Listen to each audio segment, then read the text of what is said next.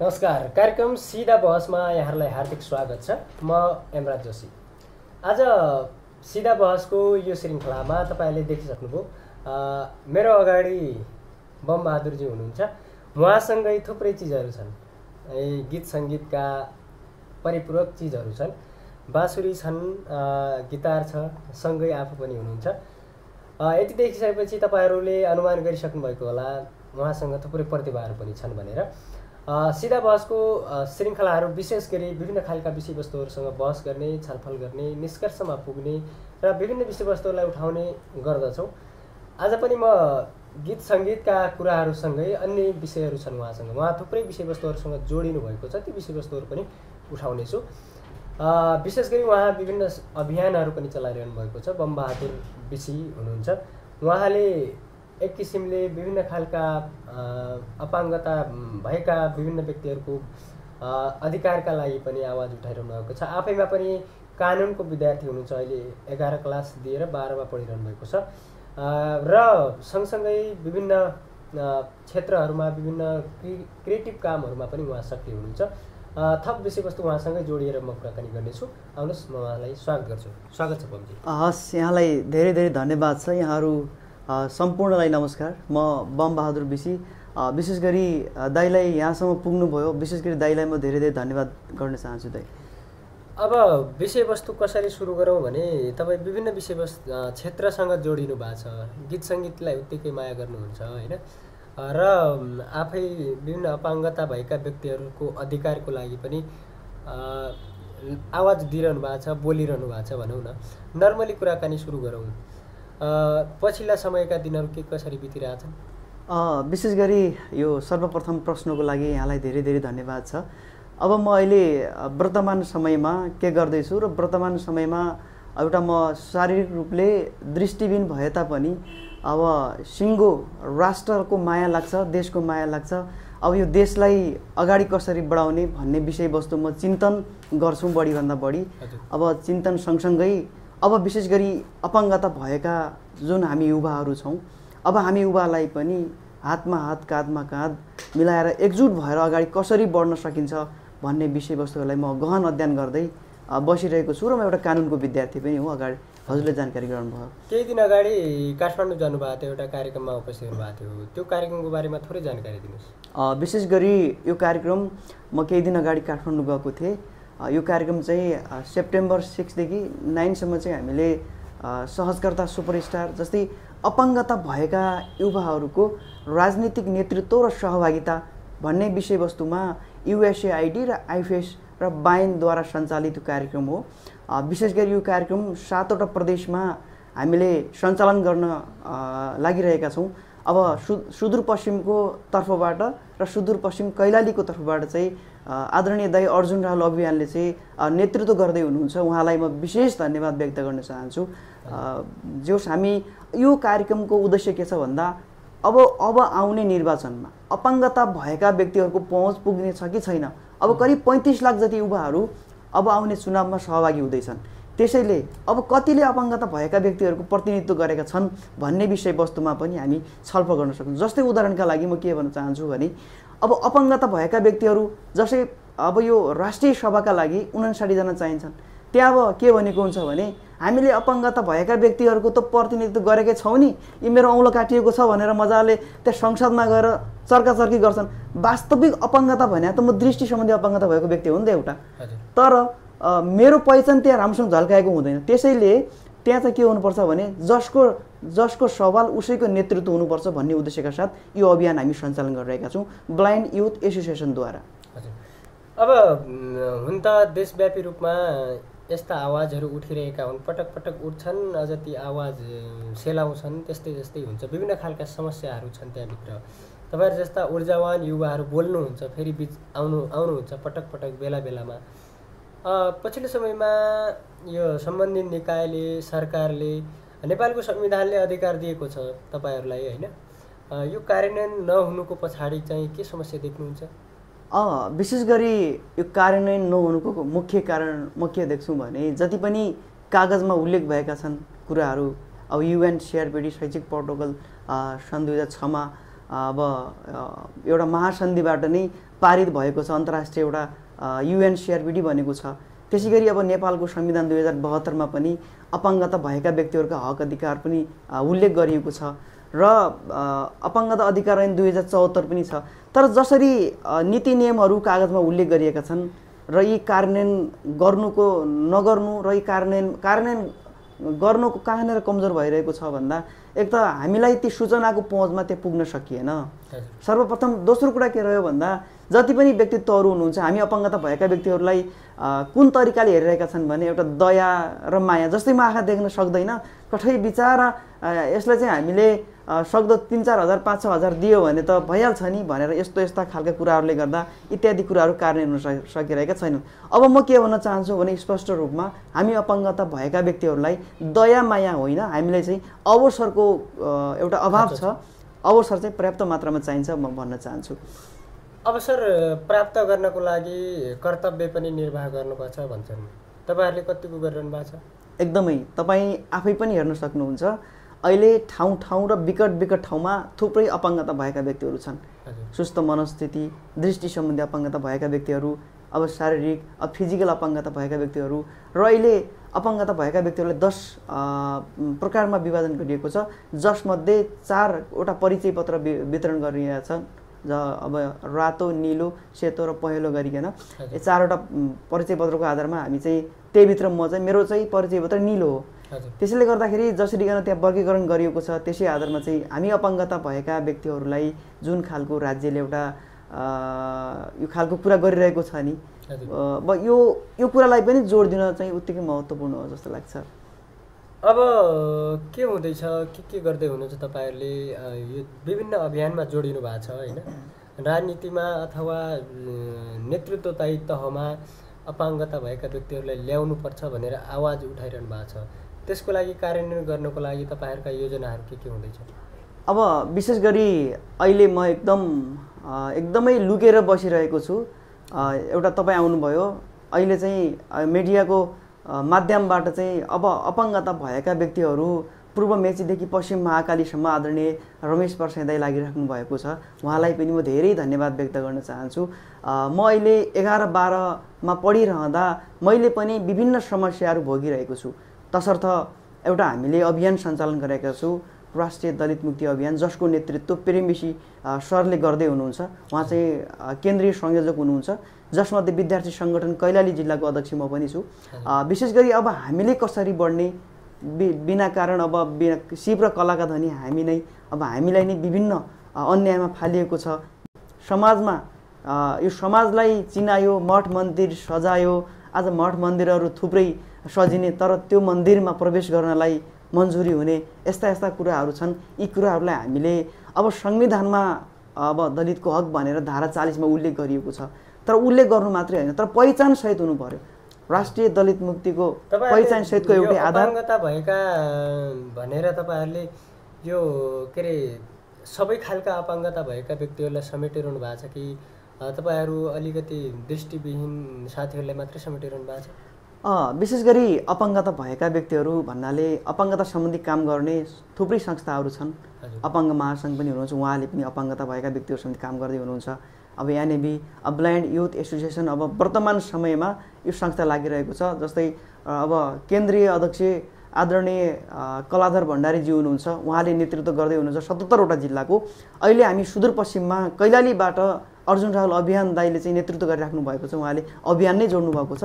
जबसम्म हामी यो नेपालमा नेपालीको अस्तित्व रहिरहन्छ, जबसम्म हाम्रो अस्तित्व रहिरहन्छ तबसम्म हामी यो अपाङ्गता भएका व्यक्तिहरूको क्षेत्रमा हामी अझै पनि मजबुत तरिकाले लागिरहनेछौँ।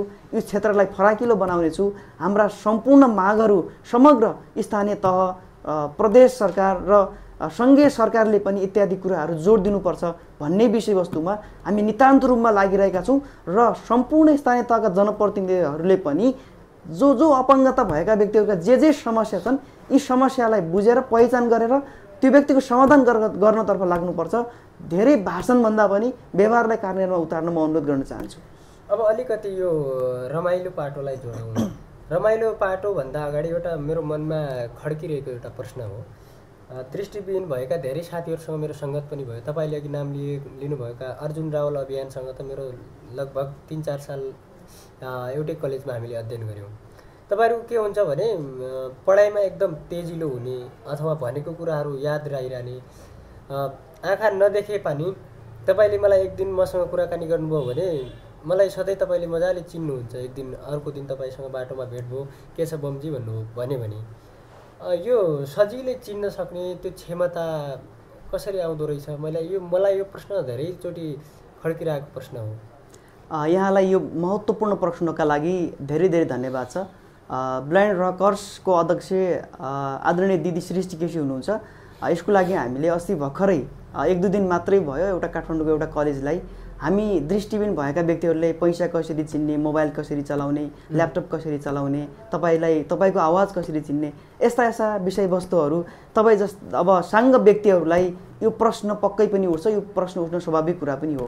म के भन्न चाहन्छु भने विशेष गरी अब दृष्टिविहीन भएको व्यक्ति भन्नाले ऊ चारैतिर देख्ने एउटा व्यक्ति हो। किनकि दृष्टिविहीन भएका व्यक्तिहरूले उज्यालोपन पो थाहा पाउन सक्दैन नि त। तर मनभित्रबाट उसले एकदम नितान्त रूपमा गहिराइमा पुगेर उसले अटोमेटिकली एउटा प्रकृतिले नै एउटा सिस्टम बनाइदिएको हुन्छ। त्यो सिस्टमले नै त्यो थाहा पाउने कुरा हुन्छ। विशेष गरी म एउटा दृष्टिविहीन भए तपाईँको आवाज मैले विशेष गरी एउटा आफै सेभ भइया हुन्छ क्या। तपाईँले चाहिँ एकचोटि बोल्यो भनेपछि उहाँ दाइ नै बोल्नुभएको रहेछ भन्ने कुरा हुन्छ। अब जस्तै मोबाइलको सन्दर्भमा कसरी चलाउनुहुन्छ मोबाइल, तपाईँ त आँखै देख्नुहुन्न भन्नुहुन्छ। त्यहाँ चाहिँ अब अहिले नयाँ अब जिसिओ, अब यो टकब्यागहरू कसरी प्रयोग गर्ने, अब ल्यापटप चलाउँदाखेरि एनभिडिए प्रयोग गर्ने, यस्ता नयाँ डिभाइसहरू छन्। तर यी डिभाइसहरू एकदम महँगो छन्। अब नेपालमा पर्याप्त मात्रामा ल्याउन सक्ने खालको वातावरण छैन। यी डिभाइसहरू हामीलाई अझै पनि युजफुल गर्नका निमित्त स्थानीय सरकार, प्रदेश सरकार र सङ्घीय सरकारले दृष्टिहीन भएका व्यक्तिहरूलाई अझै उपकरणहरू पर्याप्त मात्रामा छैनन्। यी ल्याउनका लागि पनि प्रयास गरिदिनु म अनुरोध गर्न चाहन्छु। मैले त्यही प्रश्न कसरी जोड्न खोजेको थिएँ भने तपाईँहरूको नर्मली अहिले पढे लेखेका युवाहरूले त पढेर पनि सिक्छन्, गाउँघरतिर नपढेकाले पनि सामान्यतया अरूभन्दा तेजिलो दिमाग हुने भनेको कुराहरू फ्याट्टै टिप्ने, तपाईँहरूको एकहोरो त्यो ध्यान त्यतैतिर भएर हुन्छ। हाम्रो के अरे सामान्यतया देख्ने मान्छेले त देखेर चारैतिर ध्यान लगाउँछ, नदेख्ने मान्छेको केन्द्रित ध्यान जुन कुरामा हामीले पढाउने बेलामा भनौँ अझ त्यो केन्द्रित हुने भएले यसको छिटो याद हुन्छ भन्ने पनि हुन्छ नि। तपाईँलाई के लाग्छ? एकदमै मेरो विचारमा जस्तै तपाईँले भने जस्तै अब हामीले यताउति देख्न पनि सक्दैनौँ। यहाँ अब तपाईँहरू साङ्ग व्यक्तिहरूले के गर्छन् भने अब उता अर्को कुरा देखिरहेको हुन्छ, त्यसैले बिर्सिन सक्ने कुरा पनि हुन्छ। जस्तै हामी अब योगा साधनाहरू गरिरहेको बेलामा जस्तै हामी आँखा चिम्म गरेर ध्यान गरिरहेको हुन्छ नि, हाम्रो पनि त्यस्तै भएको हुँदाखेरि त्यो त्यतिखेर क्याच गर्न सक्ने चाहिँ कुरा हुन्छ। एकदमै। अब अलिकति यो साङ्गीतिक माहौल पनि भनौँ, यो गिटार अगाडि राख्नुको औचित्य पनि यो दर्शकहरूले प्राप्त गर्न पर्यो होइन। एउटा मिठो गीत सुनौँ, अनि बाँसुरी पनि छन् तपाईँको अगाडि। एउटा बाँसुरीको धुन हाम्रो नेपालमा त थुप्रैले रुचाउनुहुन्छ। पहिला गिटार सुनौँ होइन? हुन्छ। म सम्पूर्ण दर्शकबिनहरूलाई अब मेरो आवाज चाहिँ साह्रै राम्रो छैन, तर म सङ्गीतलाई धेरै माया गर्छु। आई लभ यु सङ्गीत पनि भन्न चाहन्छु। त्यसैले म एउटा सानो गीत सुनाउँछु। यहाँहरू सम्पूर्ण दर्शकबिनहरूले सुन्नुहुनेछ आशा गरेको छु। धन्यवाद।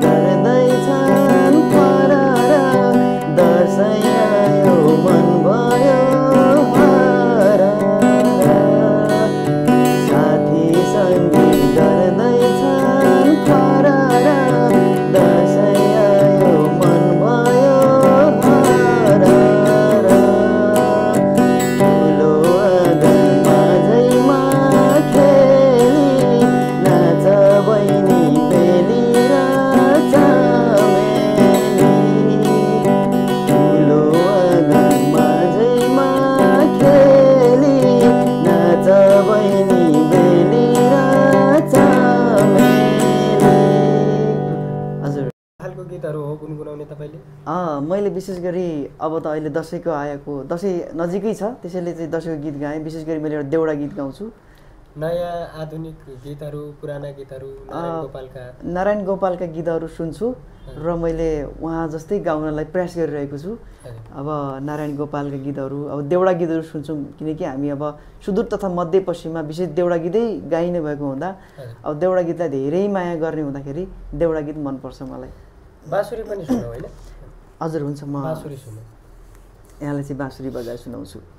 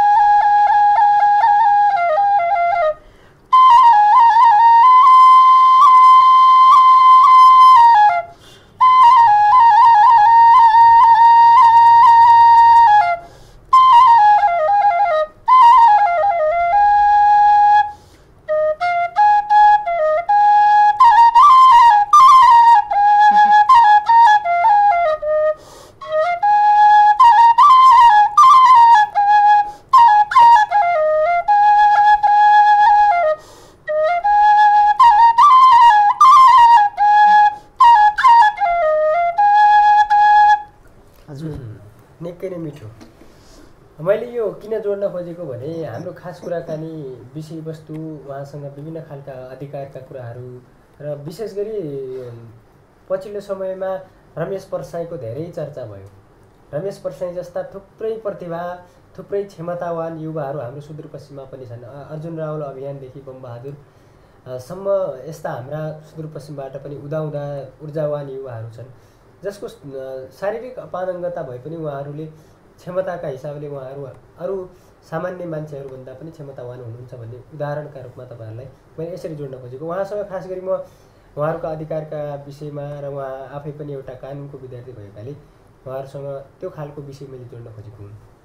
अब बमजी, जसरी सरकारले विभिन्न खालका कोटाहरू छुट्याएको छ तपाईँहरूको लागि होइन, र कोटामा तपाईँहरूले विभिन्न ठाउँमा सरकारी निकायहरूमा, सरकारी कार्यालयहरूमा त्यो खालको सेवा सुविधा पनि पाउनुहुन्छ। त्यो सेवा सुविधा मात्रै तपाईँहरूलाई पर्याप्त छ त? विशेष गरी अब हजुरले चाहिँ सर्वप्रथम हजुरले प्रश्न सोध्नुभयो, यो प्रश्नको लागि यहाँलाई धेरै धेरै धन्यवाद छ। यो महत्त्वपूर्ण प्रश्न पनि हो। र अब कोटाको रूपमा कस्तो कुरा गर्नुहुन्छ भने, अब के अरे 12 वर्षसम्म कुकुरको पुच्छर ठेल्लामा हाल्दा पनि उस्तै हुन्छ भन्थे, त्यस्तै जस्तो कुरा हो यो। विशेष गरी अपाङ्गता भएका व्यक्तिहरूलाई, अब म फुल ब्लाइन्ड छु, अब अन्य अपाङ्गता भएका व्यक्तिहरूले पनि म अपाङ्ग हुँ भनेर स्थानीय सरकारबाट परिचय पत्र लिएको अवस्था छ। त्यतिखेर अपाङ्गता भएका व्यक्तिहरूले अवसर नपाइरहेको, जो वास्तविक अपाङ्गता हो उसले चाहिँ त्यो ठाउँमा अवसर नपाइरहेको, र जो वास्तविक अपाङ्गता होइन त्यसले चाहिँ त्यो स्थान ओगटिरहेको अवस्था छ। त्यसैले यो कोटा भन्ने सिस्टम चाहिँ यो मलाई त्यति राम्रो लाग्दैन। अब जति पनि सरकारी निकायहरूबाट जति पनि हामीलाई सेवा सुविधाहरू उपलब्ध गराइन्छ, यी सेवा सुविधा लिन जानका लागि एकदम कठिनाइ छ। अब सर्वप्रथम चाहिँ अपाङ्गता भएका व्यक्ति जान बित्तिकै हेर्ने दृष्टिकोण पनि फरक हुन्छ। अहिले मात्रै कतिपय व्यक्तिहरूले एकजना अछामको तुरुमहाट गाउँपालिकाको आदरणीय अध्यक्षजी हुनुहुन्छ पुष्पराज शर्मा, उहाँ चाहिँ असाध्यै राम्रो व्यक्तित्व हुनुहुन्छ। उहाँले चाहिँ मलाई 2077 सालको मङ्सिरतिर एउटा ल्यापटप हस्तान्तरण गर्नुभएको थियो। दाइलाई मैले विशेष गरी त्यो स्थानीय तहको सम्पूर्ण स्थानीय तहहरूले एउटा उदाहरणको रूपमा लिएर दृष्टिहीन भएका व्यक्तिहरू त्यसै गरिकन अब जसलाई जे आवश्यकता छ त्यही खालको एउटा समस्यालाई समाधान गर्ने खालका निर्णयहरू उहाँले बुझ्नुभयो भने अझै राम्रो होला जस्तो लाग्छ। नै मैले खास कसरी जोड्न खोजेँ भने तपाईँहरू अपाङ्गता भएका व्यक्तिहरू पनि कोही सबै गरिब परिवारका पनि हुँदैनन् होइन, तपाईँहरू कोही राम्रो परिवारको पनि हुनुहुन्छ होला। तपाईँहरूलाई त्यो कोटा सिस्टम भन्दा पनि तपाईँहरूमा भएका प्रतिभाहरूलाई बाहिर ल्याउने त्यो खालको प्लेटफर्म बनाइदिनुपर्छ भनेर तपाईँहरूले कहिलेकाहीँ बोल्नुहुन्छ कि हामीलाई अनुदान कोटा चाहिँदैन, हामी पढाइ लेखाइ पनि आफ्नो खर्च आफै बेहोर्न सक्छ हाम्रो परिवारले, तर हाम्रो प्लेटफर्म बनाइदिनु पऱ्यो। जो कमजोर आर्थिक स्थितिमा छ उहाँहरूलाई के अरे बाहिर ल्याइदिने, उहाँहरूलाई पढाइ लेखाइ गरिदिने, त्यो वातावरण गरिदिनुपर्छ भनेर बोल्नुहुन्छ कि हुन्न? हामीले चाहिँ अहिलेसम्म त्यस्तो खालको कुरा चाहिँ हामीले उठाएका थिएनौँ। अब हामीले यो कुरालाई पनि जोड दिनुपर्छ भनेर हामीले चाहिँ अब बायन, अब अपाङ्ग महासङ्घ, एनएबी जस्ता सङ्घ संस्थाबाटै हामीले छलफल गरेर अब अपाङ्गता भएका व्यक्तिहरू उमेर चाहिँ 40 कटिसक्यो, अब पढ्न सकिँदैन, अब 30-32 वर्षको उमेर पुगिसक्यो, अब पढ्न सकिँदैन भन्ने खालका विभिन्न मनोसायहरू भएका अपाङ्गता भएका व्यक्तिहरू गाउँघरमै छन् अझ पनि। अब त्यस्ता भएका व्यक्तिहरूले चाहिँ अब हामी अलि पढे लेखेका युवाहरूले चाहिँ गएर अब उहाँहरूलाई यस्तो खालको पनि प्लेटफर्मको एउटा राम्रो विषयवस्तु उठान गर्नुभयो, तपाईँलाई धेरै धेरै धन्यवाद छ। अब यस्तो प्लेटफर्मको पनि आयोजना, एउटा यो प्लेटफर्मको संरचना निर्माण गर्नुपर्छ भनेर स्थानीय तहका जनप्रतिनिधिहरूलाई पनि प्रस्ताव गर्छौँ हामी। अहिलेका स्थानीय तह, प्रदेश सरकार र सङ्घीय सरकार तीनवटा तहहरू छन् होइन, 3 तहका सरकारहरू छन्। उहाँहरूले तपाईँका अधिकारका लागि कतिको पहल गरे जस्तो लाग्छ? अब विशेष गरी स्थानीय सरकार, प्रदेश सरकार र सङ्घीय सरकार हुनुहुन्छ, जति पनि अब म चाहिँ हाने जस्तो गर्छु, तपाईँ चाहिँ रोए जस्तो गर्नुहोस् भन्ने जस्ता कुराहरू यहाँ जोडिन आउन सक्छन्। किनकि त्यस्तो गर्नु उपयुक्त हुँदैन। कि अपाङ्गता भएका व्यक्तिहरूलाई हामी गर्छौँ भने नितान्त रूपमा व्यवहारमा उतार्न सक्नुपर्छ होइन। आफ्नो दस्तावेजमै कुनै पनि हामी, म त एउटा कुनै पनि राजनीतिक दलमा चाहिँ कुनै पनि पार्टीमा आस्था अन्त छैन, तैपनि म जति पनि अब राजनीतिक दलहरू नेपालमा छन्, यी सम्पूर्णले चाहिँ जति पनि आफ्नो राजनीतिक दलबाट खाका दस्तावेज बनाएका हुन्छन्, त्यसमा चाहिँ ती झुटा आश्वासनहरू नलेखियोन् क्या, जति पनि कार्यान्वयन गर्ने कुराहरू लेखियोन् र ती कार्यान्वयनको रूपमा उतारियोन् भनेर म यसरी नै भन्न चाहन्छु। जति पनि अब प्रदेश सरकार, स्थानीय सरकारहरू, सङ्घीय सरकारहरू अपाङ्गता भएका व्यक्तिहरूका लागि अधिकारको लागि लडे जस्तो चाहिँ मलाई लाग्दैन। अब चाहिँ के गर्नुपर्छ जस्तो लाग्छ? अब चाहिँ स्थानीय सरकारले अपाङ्गता भएका व्यक्तिहरूका समस्या के हुन्, अपाङ्गता भएका व्यक्तिहरू भनेका को हुन् भनेर पहिचान गराइदिनु भयो भने अझै राम्रो हुन्छ। जस्तै अब म दृष्टिविहीन हुँ भन्यो, बिचारा आँखा दिन सक्दैन, यसलाई 2000 दिएर अब हामीले यसलाई राहत दिएर बसाउनुपर्छ भन्ने सोचको अन्त्य गर्नुपर्छ जस्तो लाग्छ मेरो विचारमा। सक्षम बनाउनु पर्यो, प्रतिभा के छ त्यो चिन्नु पर्यो, हो, पहिचान गराइदिनु पर्यो। अब तपाईँहरूका विभिन्न सङ्घ संस्थाहरू छन्, तपाईँहरूले आफ्नो तरिकाले काम गरिरहनु भएको छ, आवाज उठाइरहनु भएको छ होइन, त्यसको सुनवाई भइरहेछ कि छैन? अब पहिला अपाङ्गताको कार्यक्रममा पनि के जानु, यस्ता कार्यक्रमहरू अब गाउँघरतिर के भन्छन् भने अपाङ्गता भएका व्यक्तिहरूलाई अलि अर्कै शब्द प्रयोग गरेर पनि बोल्ने गरे हुन्छन्। अहिले चाहिँ हामीले क्षमता अभिवृद्धि, अब बौद्धिक अपाङ्गता भएका व्यक्तिहरूको क्षमता, बहिरा, सुस्त मनोस्थिति, दृष्टि सम्बन्धी अपाङ्गता भएका, फिजिकल भएका, सम्पूर्ण अपाङ्गता भएका व्यक्तिको क्षमता अभिवृद्धि गर्दै जाँदा केही स्थानीय तहका जनप्रतिनिधिहरूलाई हामीले गरेका कार्यक्रमहरूमा सहभागी गराउँदै गर्दा उहाँहरूको मनोसाय अलि परिवर्तन भएर केही चेन्जेबल आए जस्तो लाग्छ मलाई। यदि मानौ तपाईँ त्यो निर्णय गर्ने तहमा पुग्नुभयो भन्नुहोस् न होइन, अनि तपाईँले के गर्न सक्छु जस्तो लाग्छ? यदि म अपाङ्गता भएका व्यक्तिहरूको प्रतिनिधित्व गर्दै त्यो एउटा निर्णय गर्ने तहमा पुगेँ भने सर्वप्रथम अपाङ्गता भएका क वर्ग, जति पनि अपाङ्गता भएका व्यक्तिहरू हुन्छ, क वर्ग भन्नाले बेडमै सुतिराख्ने, जसको सेवा सुविधा अरूले गरिदिनुपर्छ, उहाँलाई चाहिँ विशेष क्राइटेरिया दिएर उहाँलाई उहाँको सेवा सुविधालाई विशेष जोड दिन्छु। र त्यसै गरी सम्पूर्ण क, ख, ग, घ जति पनि 4वटा वर्गहरू छन् र 10 प्रकारका अपाङ्गता भएका व्यक्तिहरूलाई चाहिँ मैले मध्यनजर गर्दै र सम्पूर्ण साङ्ग युवाहरू र अपाङ्गता भएका युवाहरू पनि एउटै रथका 2टा पाङ्ग्रा भएको मैले महसुस गरेको छु। त्यसैले सम्पूर्ण अपाङ्गता भएका युवा मात्रै नभएर साङ्ग युवाहरूसँग पनि हामीले समन्वय र सहकार्य भन्ने कुरा यो महत्त्वपूर्ण छ। लोकतन्त्रमा समावेशिता भन्ने कुरा पनि महत्त्वपूर्ण भएको हुँदा हामी यसरी बढ्न चाहन्छौँ अबको सन्दर्भमा। नेपाली राजनीतिमा कतिको चासो राख्नुहुन्छ? म राजनीतिकमा उठेका चर्काचर्कीहरू र राजनीतिक विषयवस्तु सुन्न धेरै मन पराउँछु र त्यहाँभित्र जुन एउटा आश्वासन हुन्छन् नि, ती कुरा मात्रै मलाई पटक्कै मन पर्दैन। र अर्को आग्रहमा के गर्छु भने जति पनि अपाङ्गता भएका व्यक्तिलाई फरक क्षमता भन्छन् नि, फरक क्षमता भनेर चाहिँ वाचन चाहिँ मैले यो इन्टरभ्यूमा पनि बोलेँ। र फरक क्षमता भन्दाखेरि अपाङ्गता भएका व्यक्तिहरू जस्तै अब तपाईँ गीत गाउनुहुन्छ, तपाईँको क्षमता फरक, त्यसरी चाहिँ तपाईँको क्षमता फरक, तपाईँलाई पनि फरक क्षमता भन्नु पर्यो। म एउटा दृष्टिकोण भएपछि मात्रै फरक क्षमता, मलाई मात्रै फरक क्षमता भन्नु भएन नि त।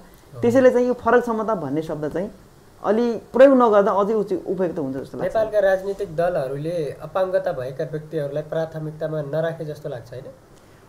मैले चाहिँ अहिलेको सन्दर्भमा त्यही जोडेँ, किनकि अब सङ्कटकालमा उदाहरणका लागि म नेताको नाम चाहिँ तोक्दिनँ, उहाँको चाहिँ एउटा औँला मात्र हल्का समस्या आएको रहेछ, उहाँले चाहिँ सुदूरपश्चिमको तर्फबाट राष्ट्रिय सभामा प्रतिनिधित्व गर्नुभएको छ।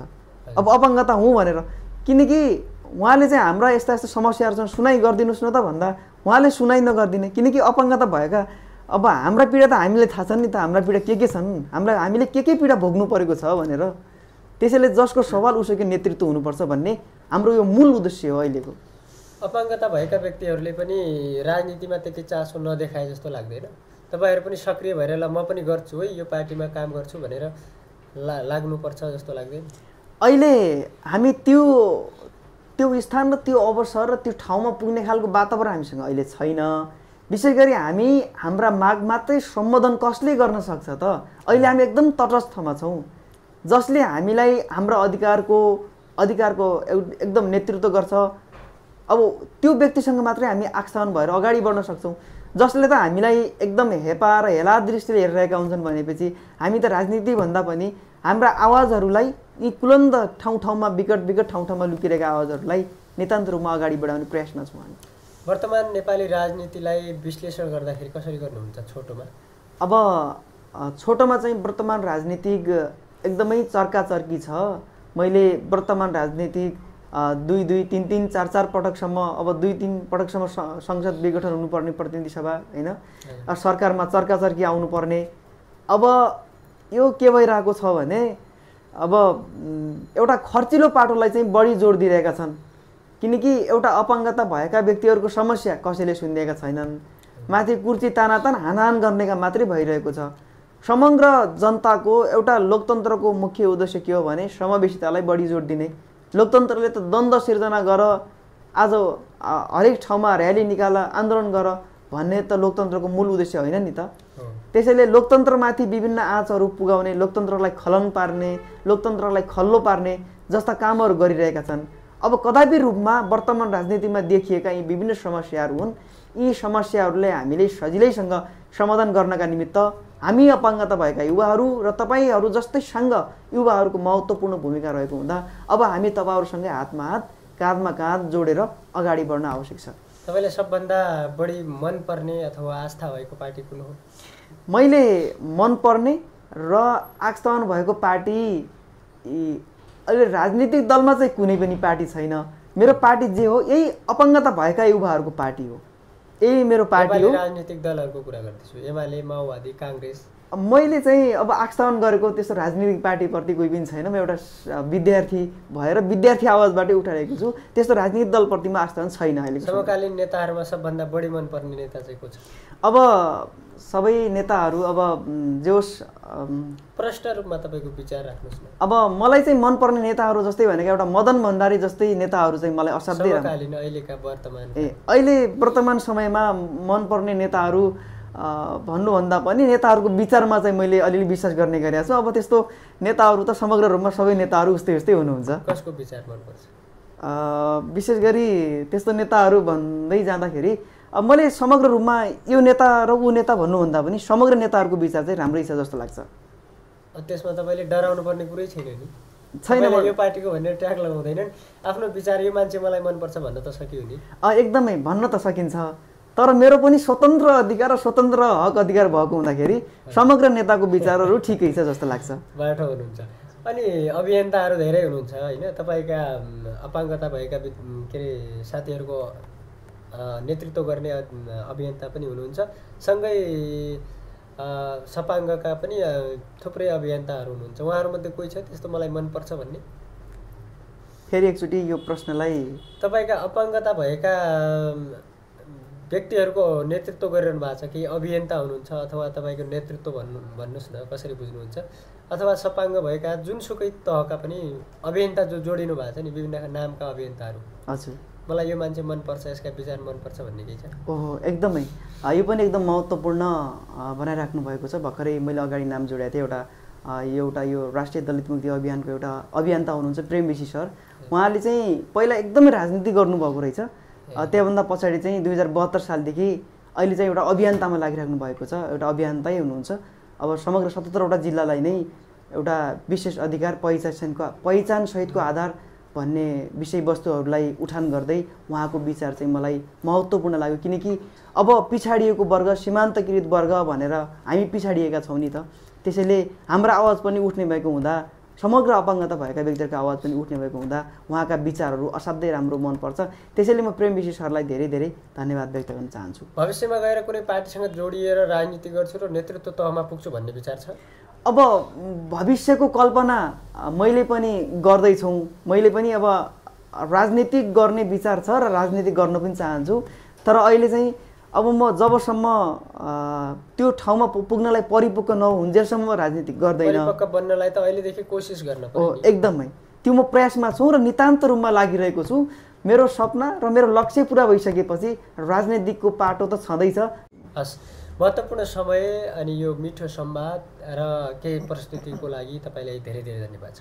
हस्, यहाँलाई पनि धेरै धेरै धन्यवाद छ। विशेष गरी ब्लाइन्ड युथ एसोसिएसनका फिल्ड अफिसर आदरणीय दाई आवास कार्कीलाई पनि विशेष धन्यवाद व्यक्त गर्न चाहन्छु। अब यो हाम्रो हिम्मत भाइलाई पनि धेरै धन्यवाद र तपाईँ यहाँसम्म आउनुभयो, तपाईँलाई यो हृदयदेखि नै धेरै धेरै म धन्यवाद व्यक्त गर्न चाहन्छु। जतिले पनि यो अन्तर्वार्ता सुन्नुभयो उहाँहरूलाई पनि धेरै धेरै धन्यवाद छ।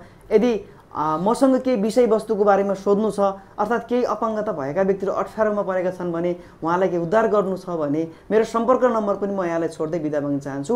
9840046501। मेरो फेसबुक चाहिँ बमबहादुर बिसी रहेको छ। यहाँहरूले फेसबुकमा पनि भेट्न सक्नुहुन्छ भन्दै म यो अन्तर्वार्ता कार्यक्रमबाट बिदा हुन चाहन्छु। सम्पूर्णलाई नमस्कार। हस्, आज हामीसँग हुनुहुन्थ्यो बमबहादुर बिसी। उहाँसँग हामीले विभिन्न विषयवस्तुहरू जोड्यौँ। यी विषयवस्तुहरूका साथमा हामी बिदा हुन्छौँ र अर्को कार्यक्रममा फेरि उपस्थित हुनेछौँ। नमस्कार।